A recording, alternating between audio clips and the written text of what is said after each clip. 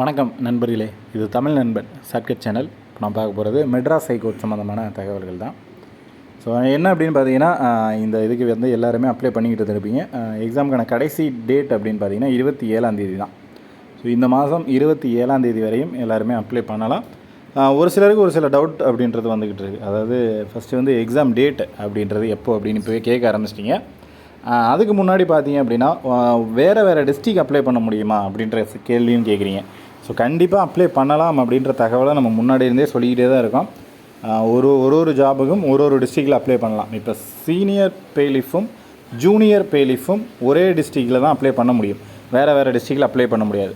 8th standard குவாலிஃபிகேஷனுக்கும் 10th standard குவாலிஃபிகேஷனுக்கும் வேறு டிஸ்ட்ரிக்டில் apply பண்ணலாம். நீங்கள் டிரைவருக்கு ஒரு இடத்துல அப்ளை பண்ணிவிட்டு இன்னொரு இடத்துல வந்து பெய்லிஃப்க்கு அப்ளை பண்ணலாம். அதே போல் ஆஃபீஸ் அசிஸ்டண்ட்டுக்கு ஒரு இடத்துல அப்ளை பண்ணிவிட்டு இன்னொரு இடத்துல எக்ஸாமினருக்கு அப்ளை பண்ணலாம்.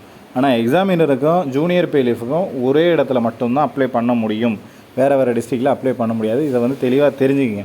அதே போல் தான் மசால்ஜி ஜாபுமே வேறு டிஸ்ட்ரிக்டில் அப்ளை பண்ணலாம். பட் நீங்கள் வந்து வேறு போஸ்டிங்கில் இருக்கணும். Qualification 5th standard 8th standard 10th standard அப்படின்ற மாதிரி இருக்கணும். அதை விட்டுட்டு ஒரே போஸ்டிங்க்கு 2-3 டிஸ்ட்ரிக்டில் அப்ளை பண்ண முடியாது. அதே போல் அப்ளை பண்ணும்போதே ஒரே வாய்ப்பிலே கொடுத்துருங்க. இப்போ ஜூனியர் பேலிஃப்க்கு வேக்கண்ட் இருக்கும், அதே போல் சீனியர் பேலிஃப்க்கும் வேக்கண்ட் இருக்கும். நான் ஃபஸ்ட்டு இப்போ எனக்கிட்ட அமௌண்ட் 500 தான் இருக்குது, நான் 500 மட்டும் இதை மட்டும் பே பண்ணிவிட்டு அதுக்கப்புறம் இன்னொரு டைம் போய்ட்டு ஜூனியர் பேலிஃப்க்கு அப்ளை பண்ணுறேன் அப்படின்னா பண்ண முடியாது.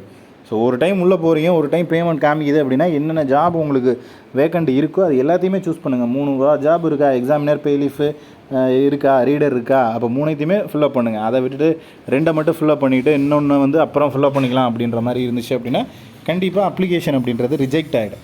ஓகேங்களா? அதை முதல்ல தெரிஞ்சுங்க. ஏன்னா இந்த மாதிரியான தவறுகளும் நிறைய பேர் நடந்திருக்கு அப்படின்ற தகவலை வந்து சொன்னாங்க. ஸோ அது மாதிரி பண்ணீங்க அப்படின்னா கண்டிப்பாக அவங்களால அப்ளை பண்ணி முடிக்க முடியாது. அதை தெரிஞ்சுங்க. அடுத்து வந்து எக்ஸாமுக்கான டேட்டு, இந்த தேர்வுக்கான தேதி அப்படின்னு பொறுத்தளவுக்கு நமக்கு அப்ளை லாஸ்ட் டேட்டே பார்த்தீங்கன்னா 27ஆம் தான் கடைசி அப்படின்றது சொல்லிட்டோம்.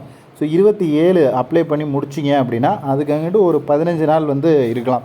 ஏன்னா கடைசி வருடமும் இப்படி தான் நடந்திருக்கு. ஸோ இதற்கு முன்னாடியான தேர்வுகளும் இப்படி தான் நடந்திருக்கு. நம்ம மெட்ராஸ் ஹைகோர்ட் பொறுத்தளவுக்கு 2 மாதமோ 3 மாதமோ அது வந்து டிஎன்பிசி தரப்பில் தான் அந்த மாதிரி டைம் அப்படின்றது கொடுப்பாங்க.